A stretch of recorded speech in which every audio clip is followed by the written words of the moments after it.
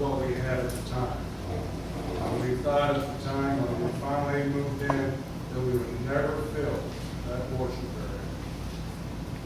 So, we're looking at something right now down the road that might be the same kind of feelings that we had back 15 years ago. How will we fill that new worship space up? Same problem we had 15 years ago. Well, it's well said, and we see this, each generation is going to do something that's going to be remarkable, it's going to surprise you. And you guys probably sacrificed, many of you probably sacrificed to build this building. Well, the next generation is going to do the same thing, and it's up to us as leadership to plan the direction and have a vision for the future. So, Father Greg?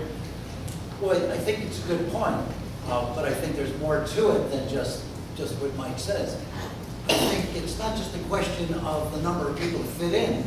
There's not enough space even to properly do worship, let alone have space for people to fit in. Our worship space, or our sanctuary area, is the smallest part of our church. 1/6 of the church, the choir area, is as large as the sanctuary. The focus of the church is the worship space and the sanctuary area. That really is one thing that expands the space. But the other part of the question are numbers. We have 1,900 individuals in the parish. Maybe half of those come to church. Our job is to get them all there. Our job is to expand the numbers. Our job is to be welcoming what we think is part of the issue that we need to address. As hospitable as we want to be, if people are standing, they may not. If people are called to stand in church, I don't know if people find that hospitable. If I were asked to stand in a restaurant, I would go to a different restaurant. I think it's more than just numbers. I think the fact is, to get 1,200 people into our current space, it takes 3 masses. That's a fact. And if all of our people came, they would not get into the current space. Our job is to get them all and to expand them and to make them more. The very fact that we have twice as many kids in CCD, or we should have twice as many as we have, tells us we have a lot of work to do. We need to beat the bushes. We have a Catholic community out there that needs to be evangelized, and we need to get brought to our faith worship center. And I think that's a wonderful job ahead of us, a wonderful ministry to look at. And I think it would be fun trying to fill the church.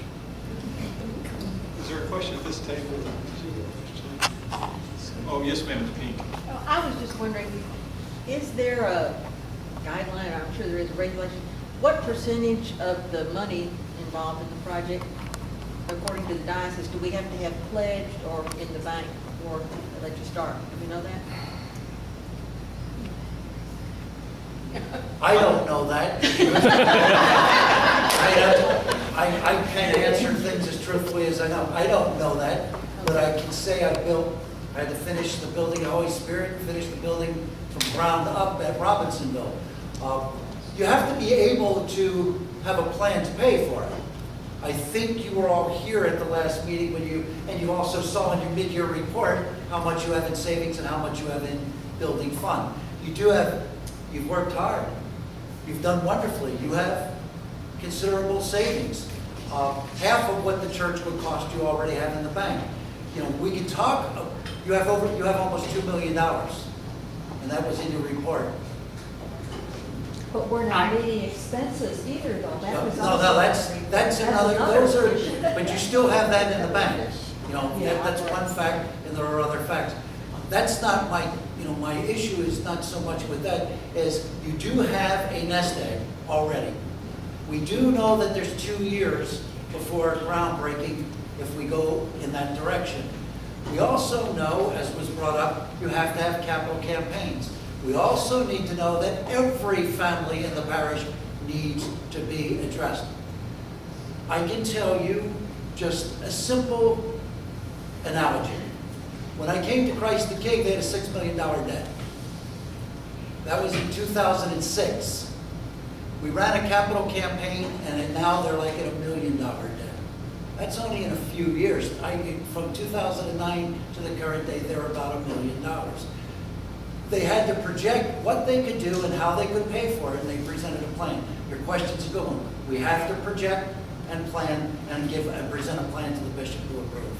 We have to be able to say, we can do this and in such and such a time period.